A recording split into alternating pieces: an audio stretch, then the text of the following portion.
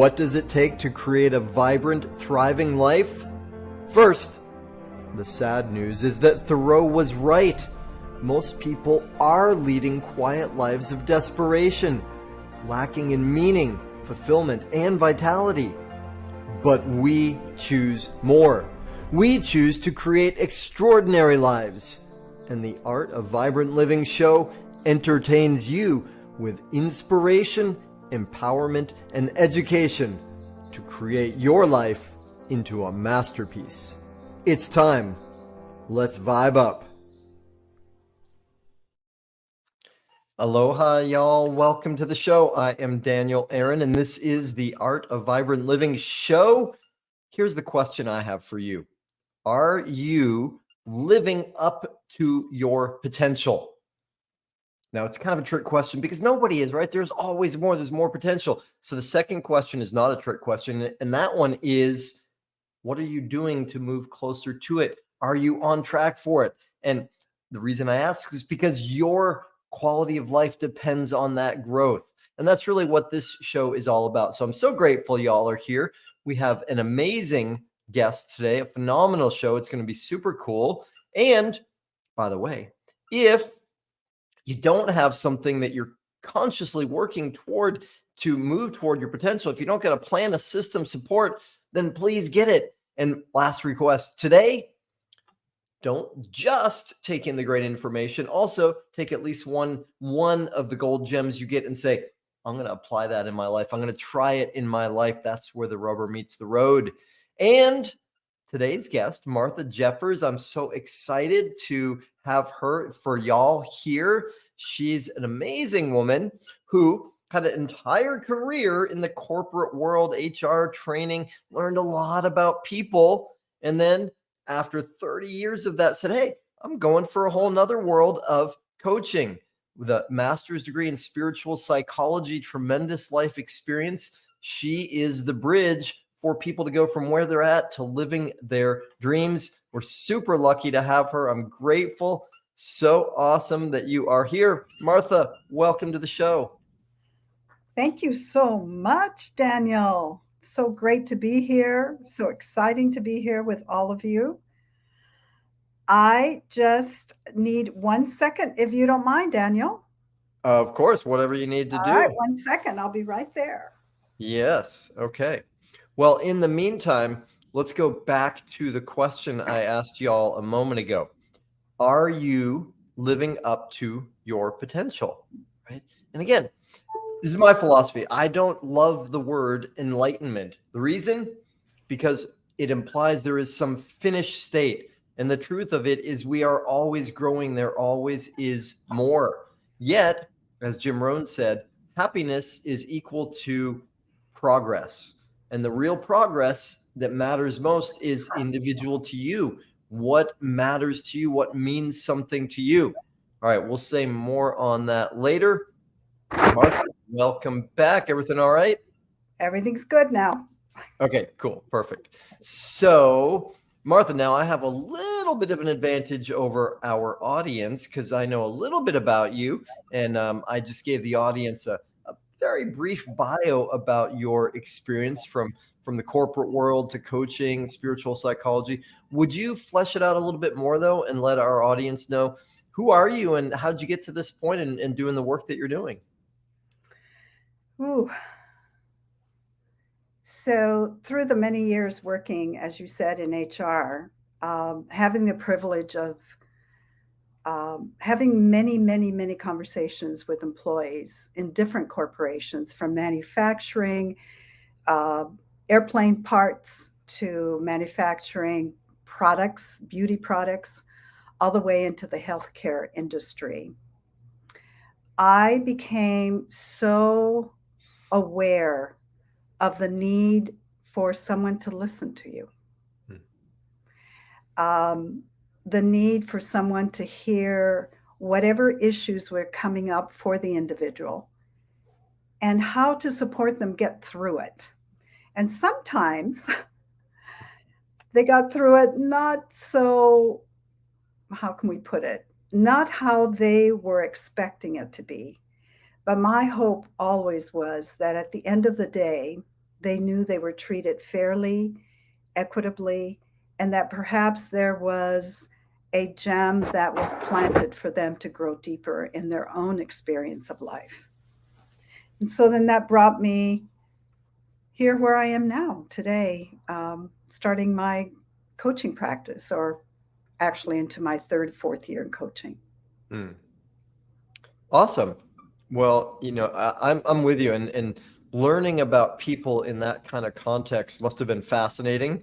I imagine it was challenging many times, and you said something that I think is very powerful. One of the things I realized the more I travel in this world of coaching, because I work as a coach also, that a lot of people don't know what coaching is, right? And understandably, it's relatively new using this word outside of the realm of athletics, say.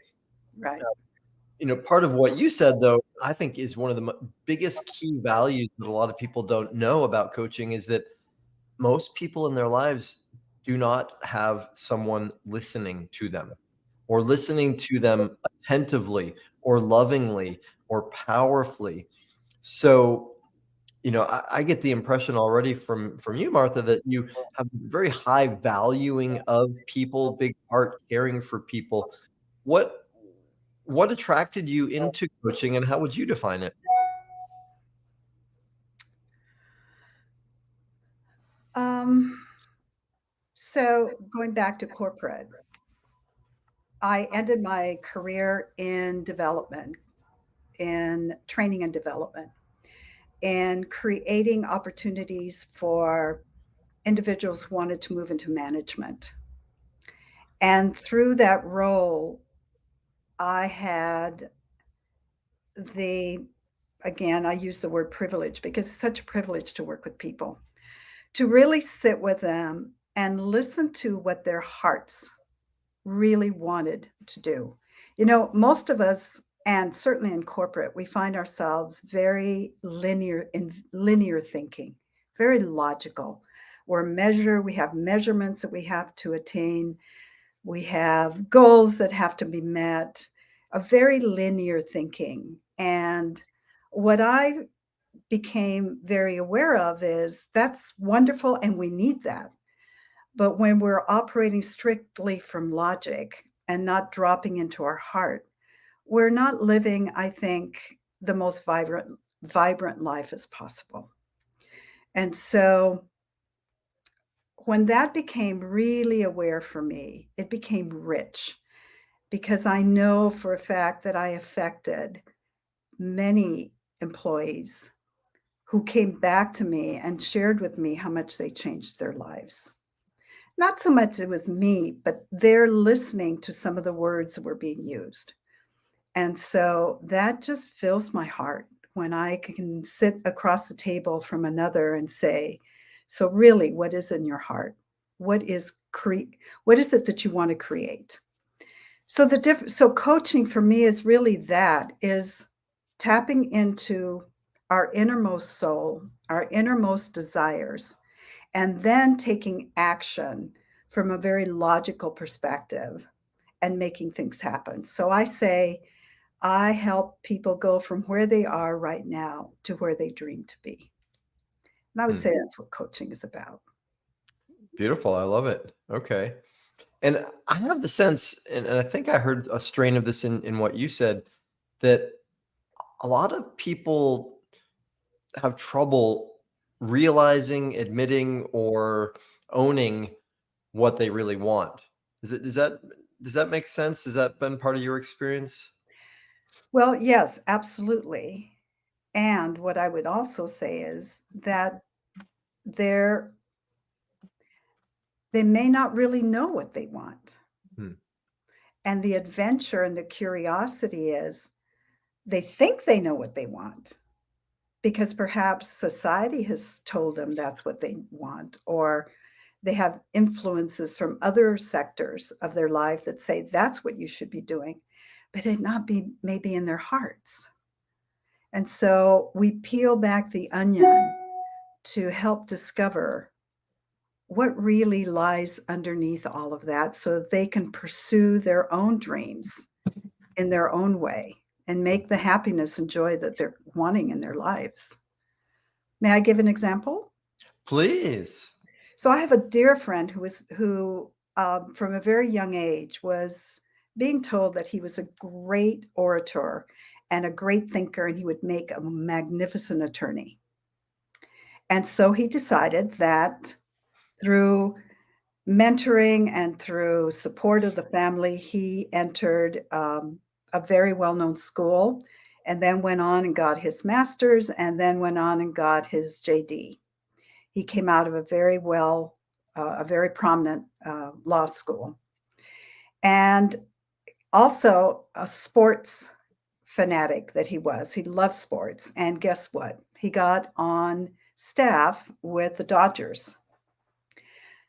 And he was there for a while, for some years, and then decided this is not the career I want, and moved out of that after much research and much soul searching and personal development, and finally found the career that he loved, and it had nothing to do with law. And it had nothing to do with what was perceived, the road that was perceived for him. And he's growing and expanding and very successful because he's coming from a different place. And so that's what I hope to do with supporting individuals, is finding that place inside that really calls to them. Well, that's fantastic. Well, I don't know what the accurate stats on this are. However, what I've heard, all of the different statistics I've heard about employee engagement or happiness or satisfaction, everything I've heard has been just abysmal. I heard just the other day a stat that I was above 80. I think it was like 88% of employees report being unhappy or disengaged with their work. So I think of the example you just gave with your dear friend, right? What made the difference, would you say, that he was able to say, this is not doing it for me. I'm not feeling that, it's not fitting for me. I'm going to do something different.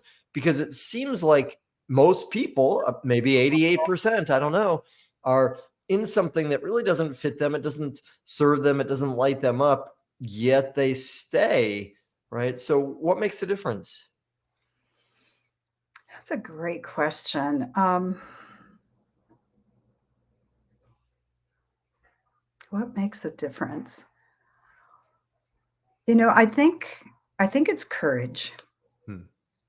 The courage to go in deeper and say, who am I and what I want? It's not easy by any means. And it takes courage to go in and take a look at, who am I? What do I think? What do I want? Um, and it takes time and it takes tenacity. Um, I think of my own career. When I finally decided to change career, it took me about, I would say, 6 months of research, talking to people in different fields, and finally narrowing it down to HR, and speaking to HR executives about, what is HR? What is it about? Why do you love it? Why do you stick with it? And when it finally resonated for me, then I went ahead and pursued a BS in order to get into the HR field that I wanted to. At 43, I went and got my bachelor's from the University of San Francisco. And then I also knew I had to get a master's if I wanted to get further up the ladder within that field. And at the age of 60, I went and got my master's. So it's not it's not for the faint of heart to do this kind of work, or to do that kind of contemplation of who I am, in order to find that peace and that joy in what we do. Yeah, well, good for you for having that courage. That's inspiring. And I think of the saying that we've all heard many times: life begins where our comfort zone ends. Yes. Right? And then I also think of going way back to the Greek philosophers, the unexamined life is not worth living. Right? So, there's this relationship between courage and the willingness to go into discomfort and life quality or life satisfaction. Is that something that have you always had that kind of courage, or is it something that you developed? And by the way, it might be we're getting a little bit of feedback, so maybe if you could still hear me, maybe if you turn your volume down a little bit, that will help. Okay. Yes, I can hear you. Yep. All right. Is that better? I think so. We'll find out when I talk, but I think so, yeah. Okay. And just one other thing, you might be aware of your hands. If they get near the microphone, they make some noise too. Okay.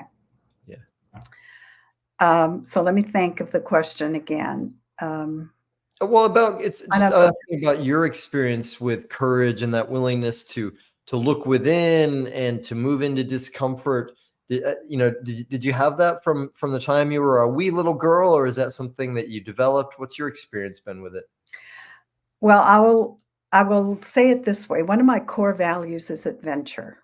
And I think that's been a value since I was a little girl. What's around the corner? What's across the street? What's over the mountain? How far can I go? How deep can I go into knowing myself? So for me, it's been an adventure, and yes, definitely courage, because it takes courage to do some of this work. It took courage for me to say, I want to change careers. And it took courage to say, I'm going to apply to a well-known school, and will I get in at the age that I was in, as a mom, as a wife? So yeah, it's an adventure for me.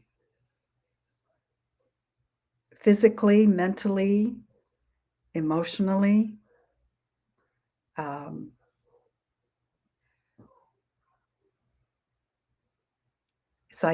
It's like traversing the road less traveled, and seeing what it can bring. That's beautiful. Yeah. Well, one way of looking at it is the opposite of adventure is certainty, right? And that goes back to certainty is, of course, illusory anyway. There is no certainty. I remember being in New York on the day of 9/11, and that was such a shocking experience to witness. That was, for me, was like really made a huge visceral difference in my understanding of that concept of certainty. I realized, like, wow, you just never know what's going to happen. Yet there's such a human tendency to try to hold on to that illusion of certainty. Whereas adventure, as you said, you didn't say these words, but the unknown, what's over there? How far can I go? That's beautiful. So when you work with people, do you have ways that you encourage that kind of bravery in them? Subtly, yes. Depending on what they're really seeking and where they are in their own search for themselves.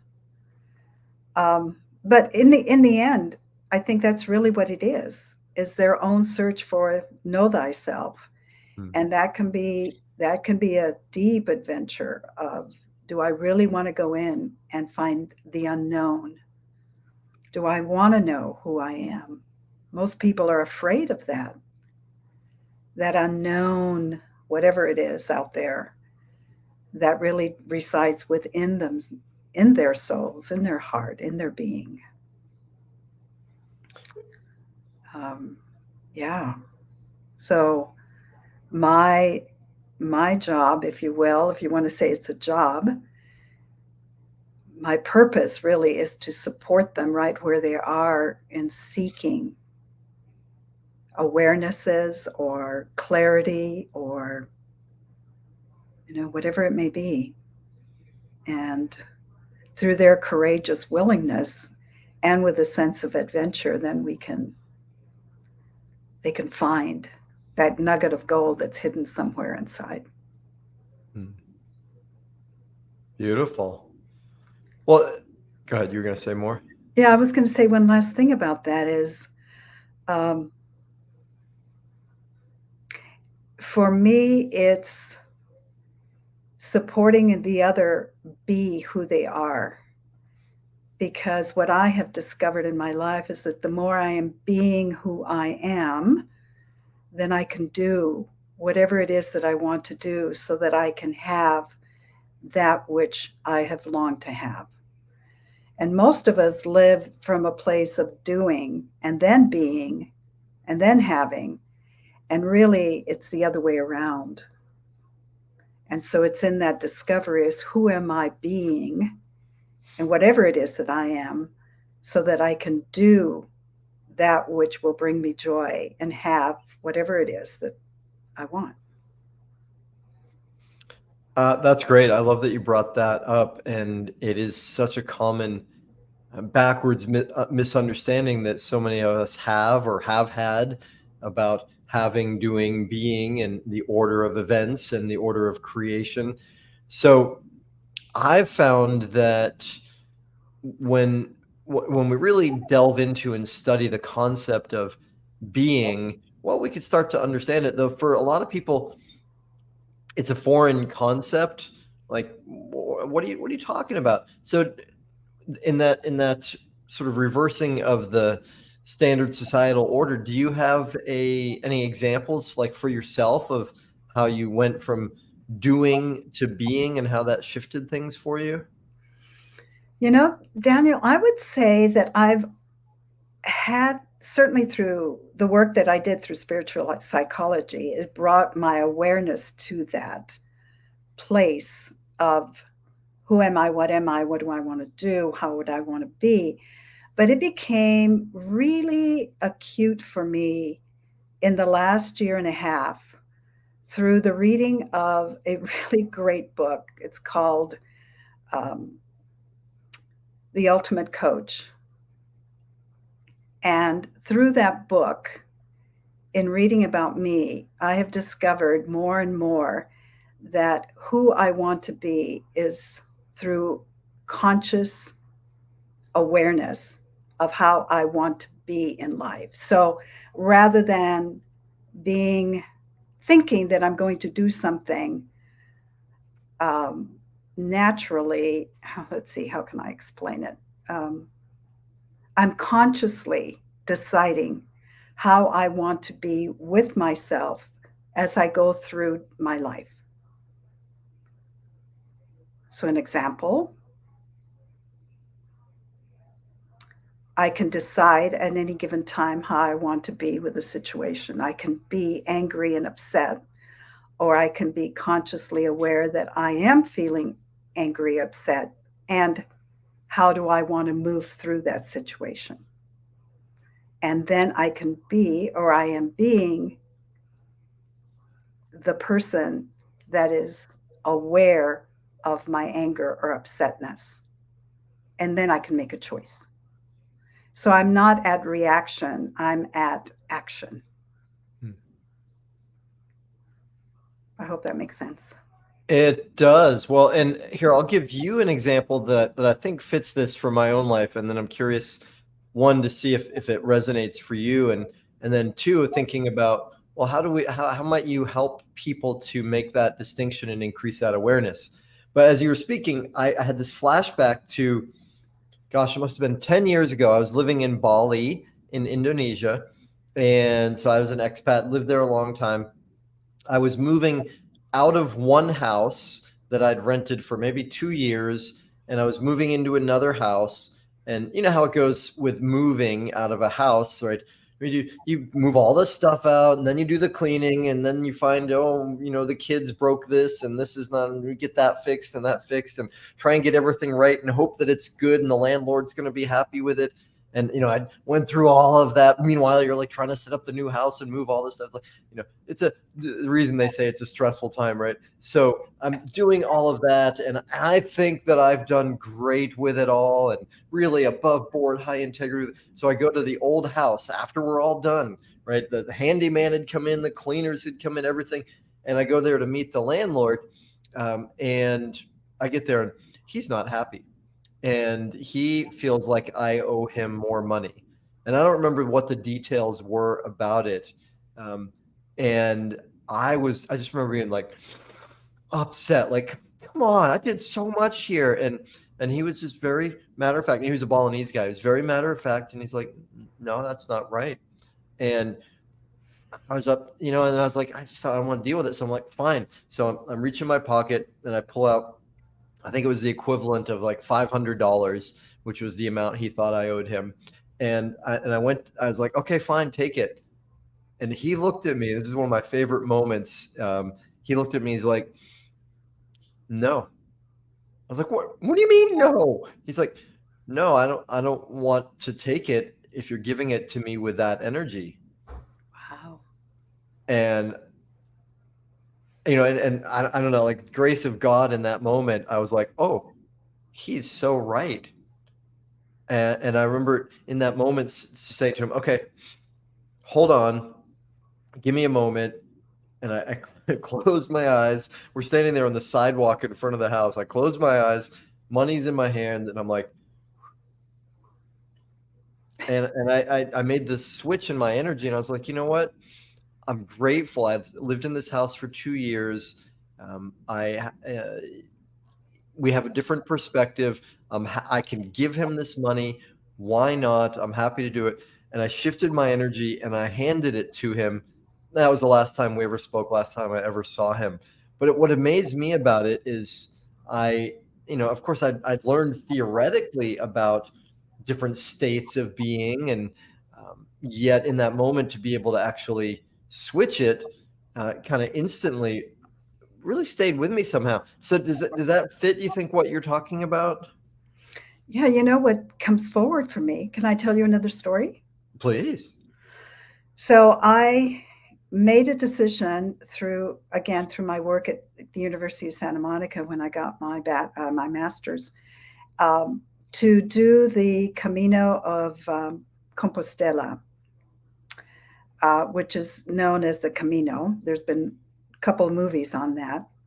And it's walking from the French side of the Pyrenees in Spain all the way across Spain. It's about 500 miles. And so I'm on the road.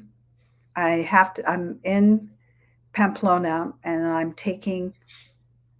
I took a train to Pamplona from Madrid, and I have to get to St. John the Pied, which is on the other side of the Pyrenees. It's about probably a 2-hour drive.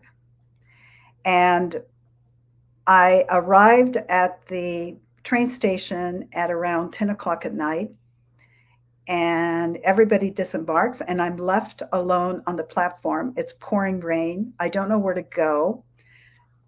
Most people are gone except for one car. And I approached the car to see if they could tell me if there was a hotel somewhere that I could stay. They asked where I wanted to go, and I told them. I asked them how I could get to a bus or another train. And after much conversation, the fellow said, I'll take you. And through great deal of faith, I got in this car with this stranger in the middle of the night, nowhere that I know. And we're driving to St. John the Pied, and it's all down. I mean, there's winding hills, winding roads, pouring rain that you could barely see. And I remember panicking at the idea of, where am I going? Who am I trusting? Will we make it down the road, down the mountain? Is there a precipice? The rain is pouring. And I remember all of a sudden getting this calm feeling all over my body saying, it's okay. Whatever happens is perfect. I choose to be in perfect calm right now. And that calm just lasted all the way until we got to where I needed to go. He was delightful. He was careful. He dropped me off. And I remember standing there thinking, all I had was my backpack, and that was it. And I made it through. So to your point, it's a decision that we have to make. that either at that moment I could have panicked, I could have cried, I could have created a scene, I could have asked all kinds of different things. But I chose a different route, and it gave me peace and it gave him peace. It's that ripple effect. Yeah. Well, the power that we all have, one, to be able to choose is, you really nicely illuminated there, and then the power to affect others through our choices. It's Right, amazing. It's phenomenal. right. And right, I certainly, as a kid, didn't know that I had any kind of power over how I was feeling. I certainly didn't see it modeled around me. I saw, you know, something happens, people react, they get triggered. That's the way it goes. And probably that's the way it is for most people, that they're not aware that they can make that kind of choice. So, it sounds like you've been on a journey with that for quite some time. By the way, side note, I used to live in Santiago de Compostela, Oh, you did, and Santiago. I think this is the third time that we've had conversations on this show about Santiago. I had a guest, Julia DeLuca Collins, a few weeks ago, who talked about her experience with the Camino and how important it was for her. Um, so you've been on this journey, or un camino, a couple different kinds of roads for some time. What, how, how would you help somebody else, or how do you help people? What would you advise for how people can be more conscious, more aware, more able to make that kind of choice about shifting who they are being, how they are being? Ooh, Daniel, that's a deep conversation. That's a deep question because it depends on each individual. So how do I help them depends on each individual, how open they are. If I think of one particular client, she was ready. She had an open heart. She had reached a place in her life where she felt there was no return. There was something going on in her life that she just couldn't put her finger on. Hmm. So when she and I first started to work together, what came forward for her was the let's see how I would call it, her need to be perfect in everything that she did, and her desire to get over that because it was holding her back in different ways, and the discovery of where that belief of perfectionism stemmed from. And she was ready to crack that open, no matter how difficult she felt it would be. And then I have another client that it's just very difficult. So I have to go very slowly with her to support her right where she is in baby steps. So the tools that we use for self discovery through journaling, a lot of journaling, um, the application of compassionate self forgiveness that I teach, that I learned so as such a precious tool from USM. Um, the time to be alone, allowing time for contemplation, especially with this one woman whose perfectionism was so important. It was hard for her to find stillness. For her to be alone for 2 minutes was difficult. So we navigate through the processes that each person brings forward so that different tools are given to them at the right time to internalize and put into practice for self-discovery, and also to strengthen whatever new behavior they want to exhibit. Hmm. So it's not the same. What would you call it? It's not the same tool for everyone. It depends on each person. Yeah, beautiful. Well, and I pause for a moment to give. It's not exactly a commercial. It's for y'all in the audience, whether you're with us live or by rebroadcast. If you are not working with a coach at this point in your life, or in whatever form, somebody like Martha or me that is, does it professionally, or somebody that can encourage you, listen to you, help you to know the value of paying attention to yourself. As you were speaking, Martha, I thought about when I lived in Spain. I was 29 years old. I was right at my Saturn return. And I remember getting a letter from my mother. This was just before we started using email. A handwritten long letter. It was like 8 pages. And it was basically 8 pages saying, Danny, when are you going to grow up? Because I was on this like obsession with personal and spiritual development. And I just knew in my heart, in my bones, that there was nothing more important than me learning who I am, right? Mm. That self-mastery, self-understanding. I knew it.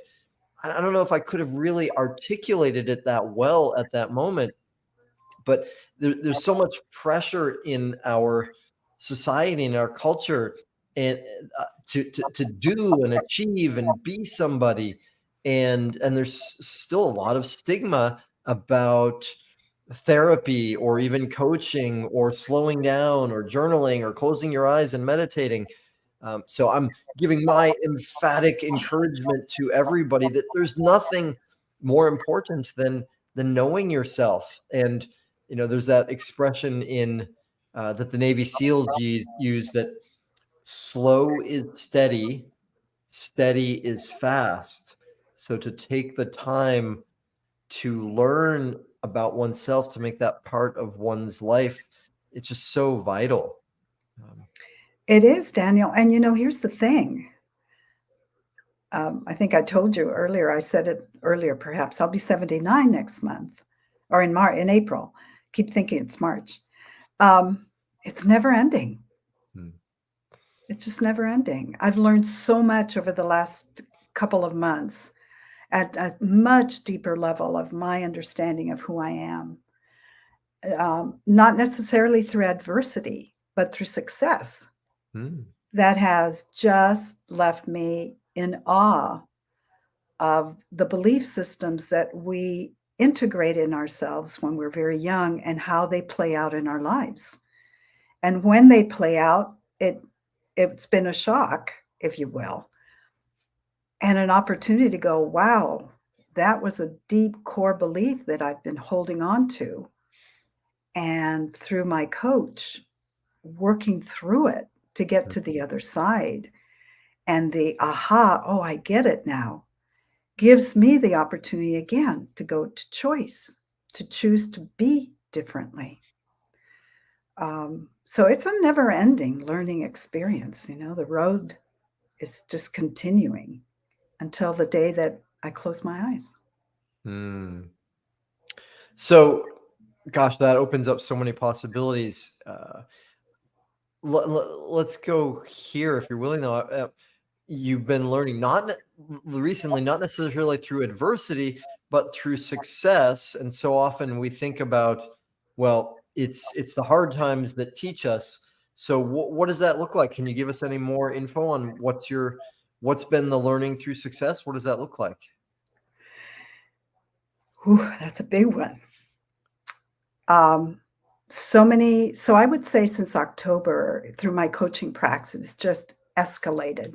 It's grown tremendously, and it's beautiful, and it's been financially abundant. And even this that I'm doing here with you is such a gift. And what I experience, what I guess I would call the imposter syndrome, one that I've navigated through in the past, but it really hit me hard this time. And when that happened, well, before I recognized what it was, the the up that I was experiencing, the joy, all of a sudden I plummeted and I became very introspective and sad. I wanted to hide, which was an old pattern of behavior. And through working with my coach this last few days, what came forward was this realization that you can also say I hit the, what do we call it? The upper limits. Hmm. And my nervous system was not used to it. And it's readjusting to a different way of being, a different opportunity. So the work is getting back into the self forgiveness and understanding that I will call it my little girl no longer has to rule or be afraid of expanding into a greater adventure than I have ever experienced. I understand now what it must be like for people who in the arts, let's say a singer or a performer of some kind, who all of a sudden gets all these accolades and are in the spotlight, and they haven't caught up with their nervous system yet, and they go into depression. It's just all of a sudden made such sense to me. Hmm. Yeah. That's powerful. Well, and I love that you are saying yes to the adventure and you're expanding yourself. And you brought up a concept that we speak about often on this show, and certainly is one of the biggest ones I've experienced in my own life and so many clients: imposter syndrome, right? And people have different associations with that. How would you define it? And what does it mean to you? And how do you work with it? Yeah, so I would define it as who am I to be who am I to be doing these things? And it also comes in the tail end of comparison. So I'm around incredible coaches such as you, Daniel, incredible coaches, incredible individuals who are doing so much in their lives. And what I recognized when this came forward for me is the comparison, comparing myself to them and not really acknowledging my own worth and my own abilities uh, that would bring me to where I am. Hmm. And it was just, I think it was just a shock to my system to say, Martha, you are worthy. It's time. It's time. And that ability to just sit with myself and be patient with myself and have compassion for myself in the manner in which I hold compassion for another as they're going through their thing, their moments. Um, I don't know if I answered your question, but Well, you did beautifully. Part of what I got from you is that it's that thought form that I know I have experienced many times. Who am I? Who am I to, and immediately I think of the great, statement poem blurb from Marianne, Marianne Williamson, that has the line, who are you to express the glory of God? I forget the exact words. And then, she says, who are you not to be, right? right, Who are you not to be talented, gorgeous, brilliant? right. Um, and I also, you spoke about comparison there. And I thought of this in a new way as you spoke about it. Like, you mentioned having the tendency to compare yourself to these great coaches, but in fact, when any of us do that, we're actually not even comparing ourselves to them. We're comparing ourselves to our fantasy of them, our image of them, right? Yes, We don't even know what's really going on with, especially in the last 10 years, as the social media culture has become such a big thing. Who knows what's really going on in anybody? exactly. So that, yeah, I Yeah, love what you said. yeah. And what I recognized is it was just an old pattern that came to visit again. They knocked on the door. The pattern knocked on the door and said, "Hey." And part of me saying, "Wait, what is it?" Because I thought I had handled it. And it came in a different color in a different format. And it was, oh, I get it. I get it. Thank you. Thank you so much for showing up because it's just deeper awareness of standing in my own power as I help my clients as well to stand in their own power, in their own beauty, in their own abilities. Uh, yeah. So I'm so grateful for the experience. Wasn't easy, but I'm so grateful. Yeah. Yeah. Well, beautiful. And you've mentioned a couple times compassionate self-forgiveness, and you've spoken about the master's in spiritual psychology and the University of Santa Monica. And would you say more about what that is? Because I know I'm familiar with it, though. For some people in our audience, what's a master's degree in spiritual psychology? Like, I know a master's degree in finance or a master's degree in psychology, but what is spiritual psychology, and what was your experience of it? Well, there's a very scientific definition that um, what how I would describe it is psychology, the study of psychology, the master's in psychology, with the ability to embrace the soul. Hmm. So it's the study of psychology and integrating the soul, how we can live from a soulful perspective and at the same time live logically. And I'm not doing it justice, but that's basically the essence of it for me. That we can learn all about our patterns of behavior, all the reasons why we are who we are. And spiritual psychology brings the heart and the soul into it so that we can learn to live from that place as well, which then in turns allows us to learn how to forgive ourselves because depending on your religious practice, and mine is that there was a man whose name was Christ who died for our sins, right? Who died for our sins, who forgave us. However, sometimes we hold ourselves hostage in that place of where we think we have erred. And even though I believe that I have been forgiven, I haven't forgiven myself for whatever infractions or errors or what I consider uh, inappropriate, whatever it may be. It's my own self forgiveness. Um, I think that's one of the biggest gifts that I got from the university. Unfortunately, the university is now no longer. Our, our beautiful teachers, doctors, Ron and Mary Hulnick, have now retired. And so, with great sadness, we see the transition and the closure of the university. Hmm. Um, yeah, it's soul work.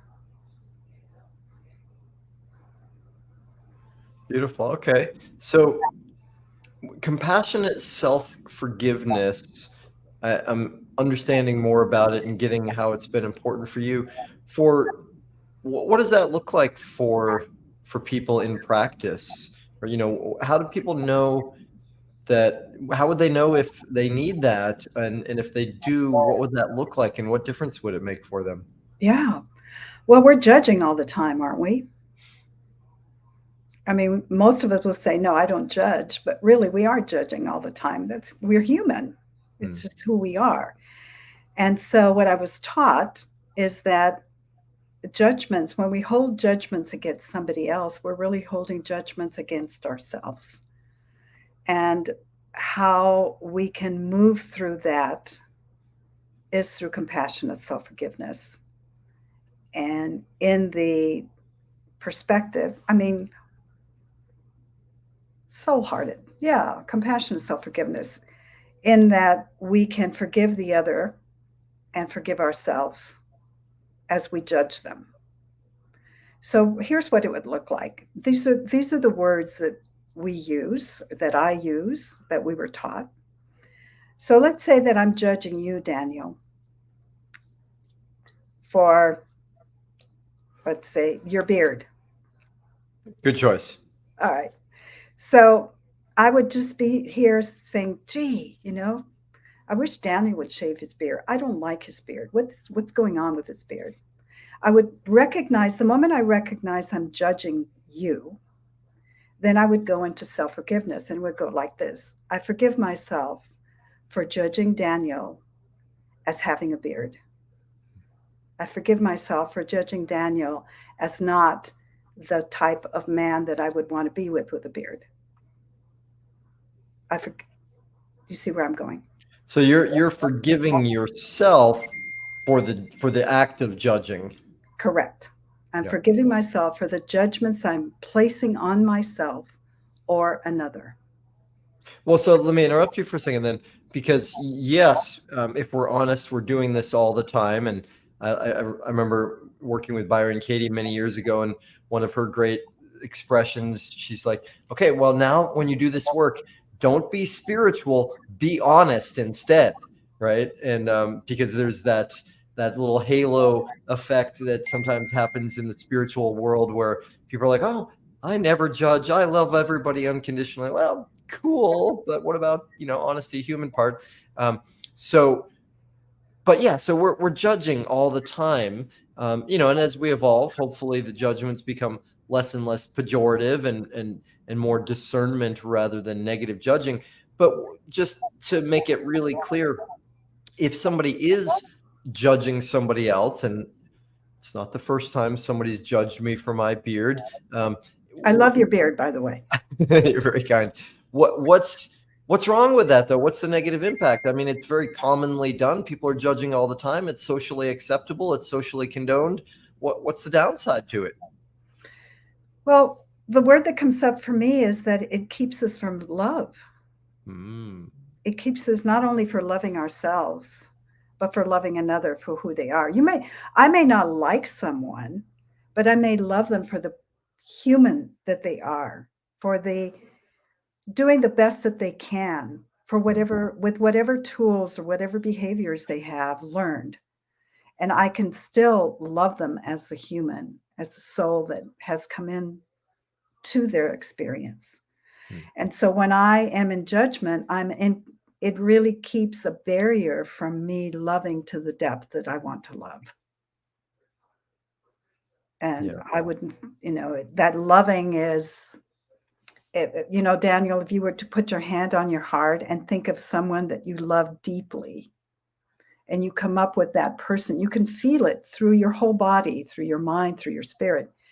That's the kind of loving that I'm speaking of for ourselves and for another, which when we're in judgment, it's difficult to align with. Mm. It's a Nice. medicine. Yeah, beautifully said. And that's what we're all after, what we really want most, what feels most healing, is to be able to be in that love, right? And how cool in our current era that we've got this mountain of research like Heart Math Institute and what they've put forward to actually demonstrate that evidentially. Okay, Martha, time is going by so quickly here. I got 428 other questions, but we'll have to, get straight to it. One, I'm sure some people are going to say, I want to find out more. I want to talk to Martha. I want to work with Martha. What's the best way for people to get in touch with you? They can find me at marthajeffers.com, my website. Okay, and in case anybody's listening rather than watching, and there could be discrepancies about how one spells. That's MARTHA JEFFERS.com. Correct. So cool. And I believe you kindly and generously offered our audience a gift. Is that true? That is correct. Yes. Do you And were you up to saying a word about what that gift is? yes, they'll have an opportunity to spend 60 minutes with me, I think is what we mentioned. And yeah, let's dive in. Let's look at what you may want to create or what you're wanting to create and have yet to do it. And let's dive in. I'd love to sit across the table with you. We can do a Zoom. And the best way is to go to marthajeffers.com and schedule time with me. I'd love to see you. Okay, so that's an incredible offer, and I hope everybody is wise enough to take advantage of that. And if I'm hearing you right, just go to your website, marthajeffers.com, and there's a way to schedule that there. Correct. There's a button that you push to schedule an appointment, and then it'll lead you to a calendar, and easy as that. Technology, amazing. Yes. I love it. All right, well, then I think we might be ready for the last question, the big question. Can I ask you the big question? All right, I'm ready. Okay. Well, the good news is it's impossible. You can't get right because it's so big, and you've got so much experience and wisdom. What I'm going to ask you to do is boil that down. So if you distill all your experience and wisdom and you were to advise our audience how to live a vibrant, thriving life, what do you say? What's the one thing? Oof. Really, one thing? Okay. I guess I'll make it into a sentence. Be mindful of your physical, mental, emotional, and spiritual life, and broaden that to a level of fulfillment in those 4 areas of your life. Okay, beautiful. So be mindful of all those different parts and bring it together in your life. Those 4 Awesome. elements: Those mental, 4 elements. physical, spiritual, and emotional. Yeah, I'm with you. There's really no way to be vibrantly alive if we're only attending to one or partial aspects of our being. We need to pay attention to all. That's beautiful. Yeah. Well, Martha, thank you so much for being with us. Not only for being here and sharing this time with us, which is amazing and generous and kind of you, but also for your courage and your depth of self-inquiry, the work that you've done on yourself to make you so valuable, and you're caring about people. It's really a huge thing, and I'm so grateful that you were willing to share with us here. Thank you, Daniel. This has been beautiful. Thank you so much. Thank you for you and what you do. You're very kind and very welcome. Thank you. Awesome. All right. And for y'all, the audience, holy moly, it's really all about you. Thank you for being here. Thank you for being interested in creating your vibrant, thriving life. I encourage you, I implore you, I demand of you. I can't demand anything, but don't leave it there. Don't be just interested. Take a step, do something more. Reach out to Martha, reach out to me. Definitely take some of what you learned today and say, I'm going to put that into place in my life. And because you're worth it, you deserve it. And your life getting better not only helps your life shine, makes a difference in the world.